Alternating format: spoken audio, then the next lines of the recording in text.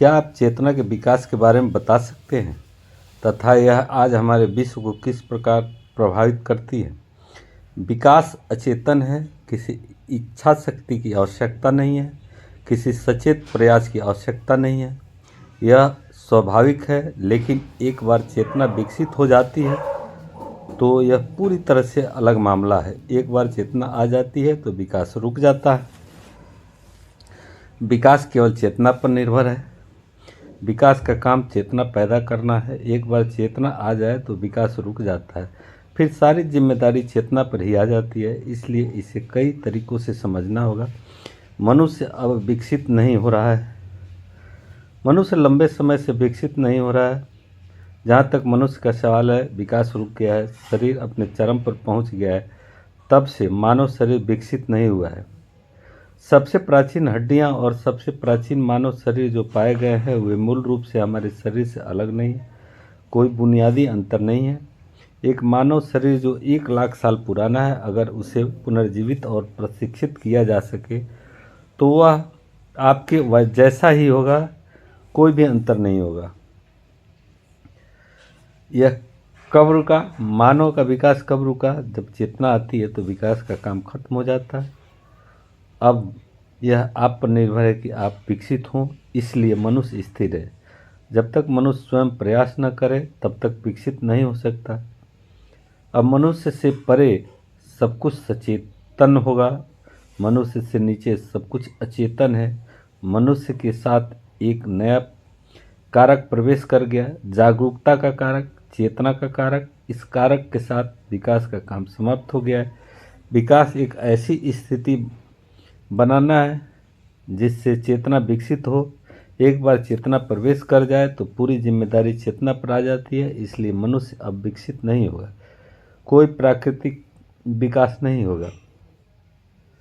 चेतना विकास का शिखर है, अंतिम चरण है, लेकिन यह जीवन का अंतिम चरण नहीं है। चेतना विकास का अंतिम चरण है सभी पशु विरासत का। यह अंतिम चरण है, चरमोत्कर्ष है, शिखर है, लेकिन आगे के विकास के लिए यह पहला कदम होना चाहिए। और जब मैं कहता हूँ कि विकास रुक गया है तो मतलब है कि अब एक अंतिम प्रयास की आवश्यकता है। जब तक आप कुछ नहीं करते आप विकसित नहीं होंगे। प्रकृति आपको एक ऐसे बिंदु पर ले आई जो अचेतन विकास के लिए अंतिम है। अब आप जागरूक हैं, अब आप जानते हैं। जब आप जानते हैं तो आप जिम्मेदार हैं। एक बच्चा अपने कामों के लिए जिम्मेदार नहीं होता, लेकिन एक वयस्क जिम्मेदार होता है। एक पागल व्यक्ति अपने कामों के लिए जिम्मेदार नहीं होता, लेकिन एक समझदार व्यक्ति जिम्मेदार होता है। अगर आप शराब के नशे में हैं, अगर आप होशपूर्वक व्यवहार नहीं कर रहे हैं तो आप जिम्मेदार नहीं हैं। चेतना के साथ जानने की क्षमता के साथ आप स्वयं के लिए जिम्मेदार बन जाते हैं। सार्त्र ने कहा है कि जिम्मेदारी ही एकमात्र मानवीय बोझ है। कोई भी जानवर इसके लिए जिम्मेदार नहीं है। विकास ही जानवर की हर चीज़ के लिए जिम्मेदार है। जानवर किसी भी चीज़ के लिए जिम्मेदार नहीं है, मनुष्य जिम्मेदार है। इसलिए अब आप जो भी करेंगे वह आपकी जिम्मेदारी होगी। अगर आप नरक बनाते हैं और नीचे गिरते हैं तो यह आप पर निर्भर है। अगर आप विकसित होते हैं, बढ़ते हैं और आनंदमय स्थिति बनाते हैं तो यह आप पर निर्भर है। अस्तित्ववादी एक बहुत ही बारीक भेद करते हैं और एक सुंदर भेद और सार्थक भी। वे कहते हैं कि जानवरों के लिए सार पहले है, अस्तित्ववाद की वृद्धि है। यह समझना कठिन है, लेकिन प्रयास करें। वे कहते हैं कि जानवरों के लिए, पेड़ों के लिए सार पहले है और अस्तित्व उसके बाद है। एक बीज है, बीज सार रूप में पेड़ है, सार वहाँ है, अस्तित्व बस उसके बाद आएगा। आवश्यक चीज़ वहाँ है, इसे केवल प्रकट होना है, व्यक्त होना है। पेड़ उसके बाद आएगा। पेड़ कोई नई चीज़ नहीं होने जा रहा है, एक तरह से यह पहले से ही वहाँ था। तो वास्तव में बीज के पास कोई स्वतंत्रता नहीं है, पेड़ उसमें मौजूद है और पेड़ ही स्वतंत्रता के बिना है। यह बीज द्वारा नियमित है। इसका यही अर्थ है, मनुष्य के नीचे सार पहले है और अस्तित्व आता है। मनुष्य के मामले में बात बिल्कुल विपरीत है। अस्तित्व तो पहले आता है और फिर सार आता है। आप बिना किसी निश्चित भविष्य के साथ पैदा हुए हैं, आपको इसे बनाना होगा। आप पैदा हुए हैं इसलिए आपका एक अस्तित्व है, सरल अस्तित्व जिसका कोई सार नहीं है। अब आप सार का निर्माण करेंगे, इसलिए मनुष्य खुद को बनाता है। एक पेड़ प्रकृति द्वारा बनाया जाता है, मनुष्य खुद को बनाता है। मनुष्य बस एक अस्तित्व के रूप में पैदा होता है बिना किसी सार के। फिर आप जो भी करेंगे वह आपका सार बनेगा। आपके कार्य आपको बनाएंगे और स्वतंत्रता बहुआयामी है। एक आदमी कुछ भी बन सकता है या वह कुछ भी नहीं बन सकता है। वह बिना किसी सार के सिर्फ एक अस्तित्व रह सकता है। वह बिना किसी आत्मा के सिर्फ एक शरीर रह सकता है। आत्मा एक तरह से बनाई जानी है। गुरुजीएफ कहा करते थे कि तुम्हारे पास कोई आत्मा नहीं है, तुम बिना आत्मा के हो। जब तक तुम इसे नहीं बनाते तुम इसे कैसे पा सकते हो। यह सभी धर्मों की शिक्षाओं के विपरीत लगता है। ऐसा नहीं है। जब धर्म कहते हैं कि हर चीज़ में, हर किसी में आत्मा होती है, तो इसका मतलब सिर्फ यही है कि हर किसी में आत्मा हो सकती है। यह एक संभावना है। आप आत्मा बन सकते हैं। अगर आपके पास पहले से ही आत्मा है तो बीज और आप में कोई अंतर नहीं है। और अगर आप बीज की तरह पेड़ बन रहे हैं, अगर आप बीज की तरह ही मनुष्य बन रहे हैं, तो मनुष्य और मनुष्य के नीचे मौजूद सभी चीज़ों के बीच कोई अंतर नहीं है। मनुष्य एक स्वतंत्रता है, होने की स्वतंत्रता। वह कोई नई चीज़ हो सकता है, वह कुछ भी हो सकता है, और हो सकता है कि वह कुछ भी न हो, फिर सिर्फ एक संभावना बनकर रह जाए। इसमें चक्कर आता है और डर पैदा होता है। किरकेगार्ड ने भय की एक अवधारणा दी है। वह कहता है कि मनुष्य भय में जीता है। वह भय है। डर क्या है? यह भय है। आप बस एक संभावना है और कुछ नहीं। आपके पास केवल अस्तित्व है, कोई सार नहीं। आप इसे बना सकते हैं, आप इसे चूक भी सकते हैं। जिम्मेदारी आपकी है। यह बहुत भयावह स्थिति है। कुछ भी निश्चित नहीं है। मनुष्य असुरक्षित है। हर पल कई दिशाएं खुलती है और आपको किसी न किसी तरह कहीं न कहीं आगे बढ़ना ही पड़ता है, बिना यह जाने कि आप कहाँ जा रहे हैं, बिना यह जाने कि परिणाम क्या होगा, बिना यह जाने कि आप कल क्या बनेंगे। आपका कल आपके हाथ आज से अपने आप नहीं आएगा। एक बीज का कल अपने आज से अपने आप आएगा। एक जानवर की मृत्यु उसके जीवन का स्वतः परिणाम होगी। ऐसा आपके साथ नहीं है। यही अंतर है। आपकी मृत्यु आपकी उपलब्धि होगी। आप इसके लिए जिम्मेदार होंगे और इसलिए हर आदमी एक खास तरीके से मरता है। किसी भी व्यक्ति की मृत्यु किसी अन्य व्यक्ति की मृत्यु के समान नहीं होती। ऐसा हो नहीं सकता। कुत्ता ए, कुत्ता बी, कुत्ता सी सभी एक ही तरह से मरते हैं। उनकी मृत्यु उनके जीवन का एक हिस्सा है। वे अपने जीवन के लिए जिम्मेदार नहीं हैं। वे अपनी मृत्यु के लिए जिम्मेदार नहीं है। इसलिए जब कोई कहता है कि वह कुत्ते की मौत मरेगा, तो इसका मतलब है कि वह बिना विकसित हुए, बिना सार के मरेगा। वह सिर्फ एक संभावना के रूप में मरेगा। दो कुत्ते एक जैसे मरते हैं, कभी भी दो आदमी नहीं। वे एक जैसे नहीं मर सकते, और अगर वे एक जैसे मरते हैं तो इसका मतलब है कि वे विकसित होने का अवसर चूक चुके हैं। चेतना के प्रवेश के साथ आप हर चीज़ के लिए जिम्मेदार हैं, चाहे कुछ भी हो। यह एक बड़ा बोझ और गहरी पीड़ा है और यह डर पैदा करता है। आप बस एक खाई के ऊपर है। यही मेरा मतलब है जब मैं कहता हूँ कि मनुष्य को अब एक सचेत प्रयास की आवश्यकता है। मनुष्य होने का अर्थ है सचेतन विकास के क्षेत्र में प्रवेश करना। लाखों लाखों साल ने तुम्हें बनाया है, लेकिन अब प्रकृति तुम्हारी मदद नहीं करेगी। यह प्राकृतिक विकास का चरम है। अब प्रकृति तुम्हारे लिए कुछ नहीं कर सकती। उसने पहले ही सब कर दिया है जो वह कर सकती थी। इस वजह से वह एक गहरा आंतरिक तनाव होना लाजमी है। मनुष्य हर पल तनाव में रहता है, यह स्वाभाविक है। और यह अच्छा है। इसे भूलने की कोशिश मत करो, इसका उपयोग करो। आप इसे भूलने की कोशिश कर सकते हैं, फिर आप अवसर खो देते हैं। इसलिए अपने तनावग्रस्त मन की स्थिति को भूलने का कोई भी प्रयास गलत है, खतरनाक है। आप पीछे की ओर गिर रहे हैं। इस आंतरिक तनाव का उपयोग आगे बढ़ने के लिए करें। अब आप शरीर में आगे नहीं बढ़ सकते। शरीर एक गतिहीन अंत तक आ गया, एक मृत अंत पर। इसके बाद कोई और गति नहीं होती। शरीर क्षैतिज तरीके से चलता है। यह बिल्कुल ऐसा ही है। एक हवाई जहाज धरती पर जमीन पर उड़ान भरने के लिए अपने ट्रैक पर दौड़ता है। एक क्षण ऐसा आता है जब क्षैतिज दौड़ना बंद हो जाता है। इसे गति प्राप्त करने के लिए 1 या 2 या 3 मील दौड़ना होगा। फिर एक क्षण ऐसा आता है जब क्षैतिज दौड़ना किसी काम का नहीं होता।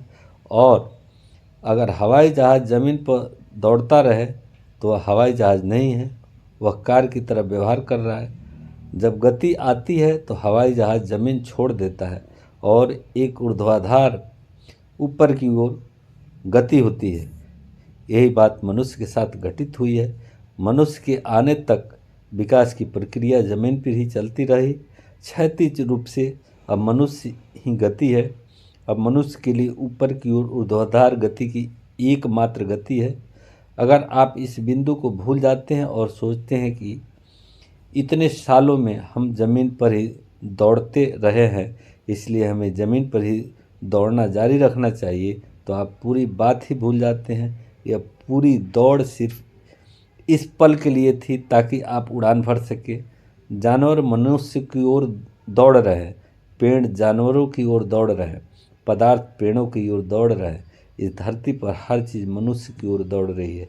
मनुष्य किसकी ओर दौड़ सकता है? मनुष्य की मुख्य केंद्र है। हर चीज़ मनुष्य की ओर बढ़ रही है। मनुष्य के लिए क्षैतिज रूप से कोई गति नहीं है।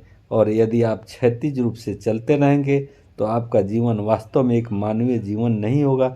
आपके जीवन में कई परतें होंगी जो मानवीय नहीं है। यदि आप क्षैतिज रूप से चलते रहें तो कभी कभी आप पशु की तरह व्यवहार करेंगे, और कभी कभी आप बस वनस्पति की तरह हो सकते हैं, और कभी कभी आप सिर्फ मृत पदार्थ हो सकते हैं, लेकिन कभी भी मनुष्य नहीं। तो अपने जीवन के अंदर गहराई से देखें। इसने ऊर्ध्वाधर जोर नहीं लिया है तो फिर आप क्या कर रहे हैं?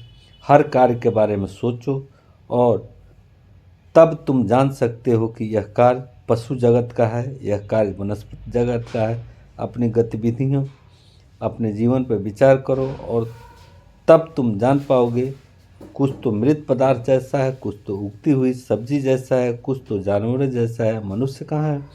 ऊपर की ओर बढ़ने के साथ ही मनुष्य अस्तित्व में आता है, और यह आप पर निर्भर है। सचेत विकास ही एक मात्र विकास होने जा रहा है। इसलिए धार्मिकता हर दिन अधिक महत्वपूर्ण होती जाएगी। हर दिन हर क्षण धार्मिकता अधिकाधिक महत्वपूर्ण होती जाएगी, क्योंकि अब वैज्ञानिकों को लगता है कि कोई गति नहीं है। बेशक क्षैतिज रूप से कोई गति नहीं है, आप आगे नहीं बढ़ सकते, सब कुछ रुक गया है। इसलिए विज्ञान आपकी इंद्रियों को बढ़ाता जा रहा है। आपकी आंखें रुक गई है, इसलिए अब आप देखने के लिए उपकरणों का उपयोग कर सकते हैं। आपका मस्तिष्क रुक गया है, इसलिए अब आप कंप्यूटर का उपयोग कर सकते हैं। आपके पैर रुक गए हैं, इसलिए अब आप कार का उपयोग कर सकते हैं। विज्ञान जो कुछ भी दे रहा है वह रुकी ही वृद्धि के लिए अतिरिक्त साधन मात्र है। मनुष्य विकसित नहीं हो रहा है, केवल एक नए साधन विकसित हो रहे हैं। हर साधन आपकी शक्ति को बढ़ाता है, लेकिन आप इसके माध्यम से विकसित नहीं होते, बल्कि इसके विपरीत। कारों ने गति में बहुत वृद्धि की है, लेकिन उन्होंने आपके पैरों को नष्ट कर दिया है। यह दुर्भाग्यपूर्ण है, लेकिन ऐसा होने जा रहा है। यदि कंप्यूटर मनुष्य के दिमाग की जगह ले लेते हैं और इसके बदले बदल देंगे, क्योंकि मनुष्य का दिमाग कंप्यूटर जितना कुशल नहीं हो सकता। यदि कंप्यूटर मनुष्य के दिमाग की जगह ले लेते हैं तो वे बहुत कुछ करेंगे, लेकिन अंततः वे आपके दिमाग को नष्ट कर देंगे, क्योंकि जो कुछ भी उपयोग नहीं किया जा सकता है वह नष्ट हो जाता है।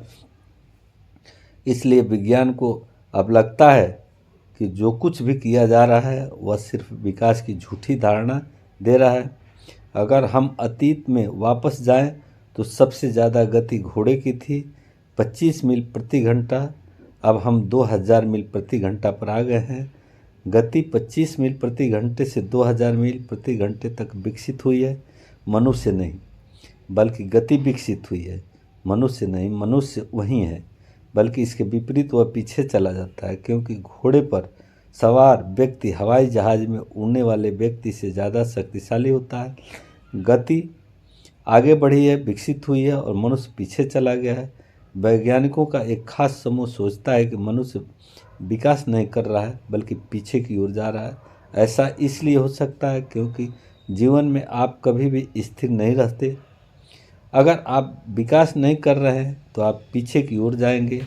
जीवन में कोई स्थिर क्षण नहीं है, आप एक बिंदु पर नहीं रह सकते।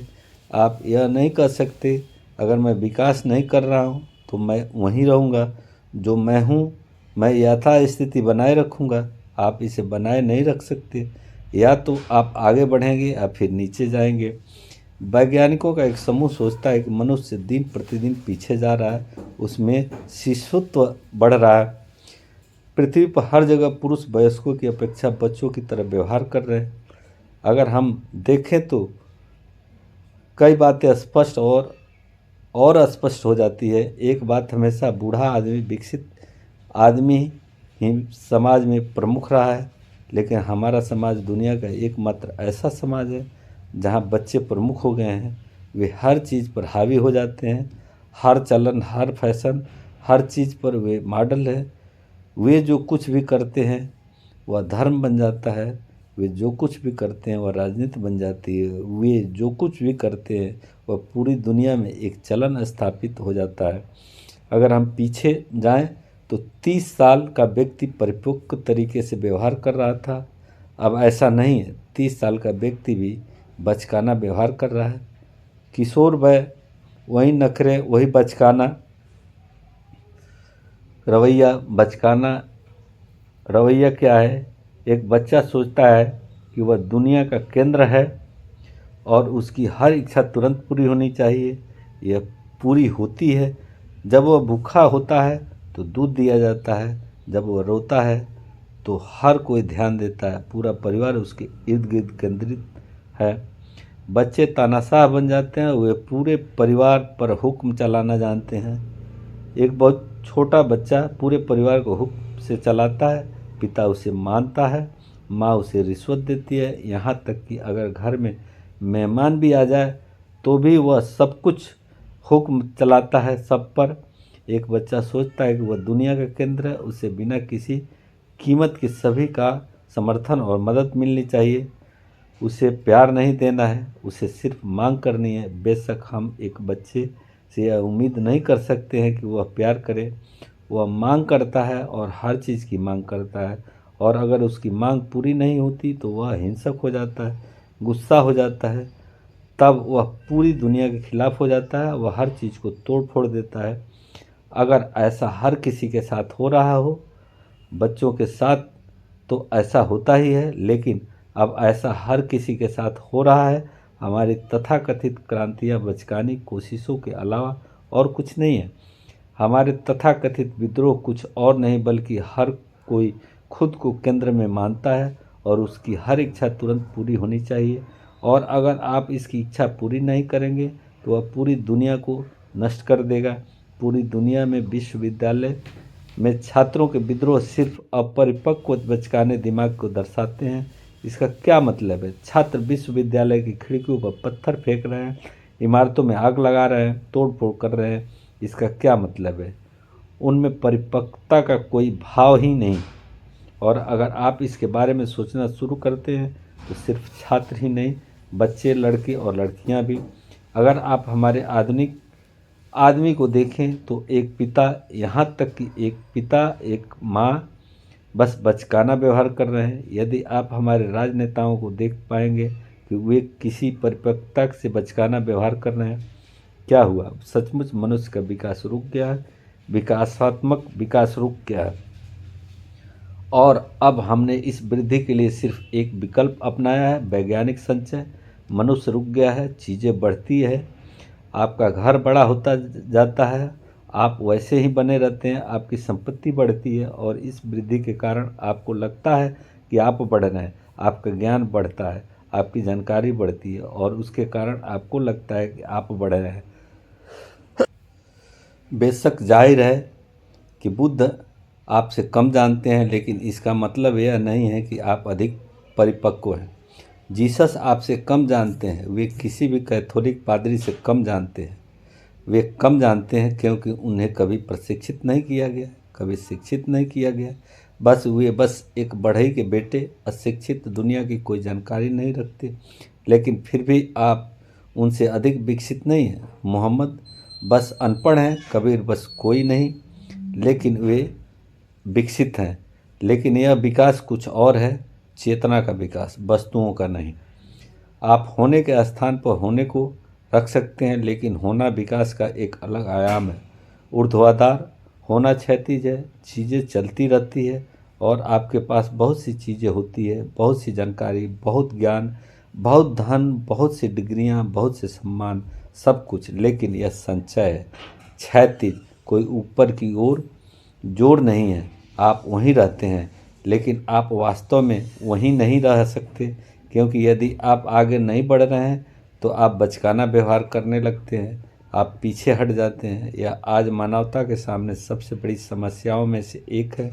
विज्ञान आपको केवल चीज़ें दे सकता है, यह आपको चंद्रमा और ग्रह दे सकता है और यह आपको पूरा ब्रह्मांड दे सकता है। धार्मिकता आपको केवल एक चीज़ दे सकती है, एक ऊपर की ओर गति, एक ऊर्ध्वाधर विकास, अस्तित्व में बढ़ने के लिए एक सचेत पद्धति। यह महत्वपूर्ण नहीं है कि आपके पास क्या है, यह आपके विकास के लिए पूरी तरह अप्रासंगिक है। एकमात्र महत्वपूर्ण बात यह है कि आप क्या हैं, और अस्तित्व के लिए यह विकास एक जिम्मेदारी है, क्योंकि यह एक स्वतंत्रता है।